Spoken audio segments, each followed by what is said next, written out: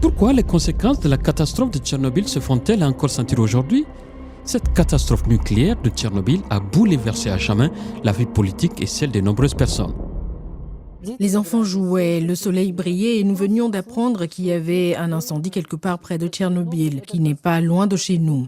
Au cours d'un test de sécurité nocturne dans le réacteur numéro 4 de la centrale nucléaire de Tchernobyl, les opérateurs ont commis une erreur. Des matières radioactives ont été projetées à des kilomètres dans l'air. Il a fallu 48 heures avant que la nouvelle d'un accident et non d'une catastrophe ne soit rapportée dans l'ex-Union soviétique.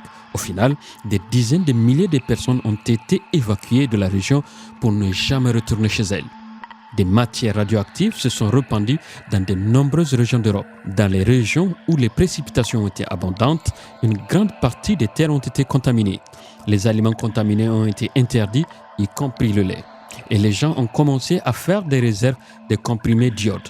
Des dizaines d'employés de la centrale et des pompiers sont morts de maladies liées aux radiations.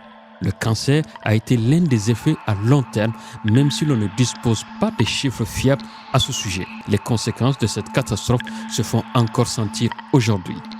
Il existe encore, par exemple, des zones dans les forêts européennes qui sont toujours très fortement contaminées. On s'en rend d'ailleurs compte lorsque les chasseurs doivent faire analyser le gibier qu'ils ont chassé. Chez les sangliers, par exemple, on constate des niveaux élevés de radioactivité. Depuis 2016, cette structure de confinement en acier recouvre le site de la catastrophe. Elle est censée sécuriser l'ancien réacteur pendant une centaine d'années. Mais Tchernobyl se trouve désormais en zone de guerre. Et pourtant, alors que les importations de pétrole et de gaz en provenance des régions en conflit deviennent de plus en plus incertaines, les appels en faveur d'un retour au nucléaire se font de plus en plus pressants. Nous comprenons, mais je veux que tout le monde puisse comprendre cela, comprendre et ressentir ces dégâts. C'est vraiment très effrayant.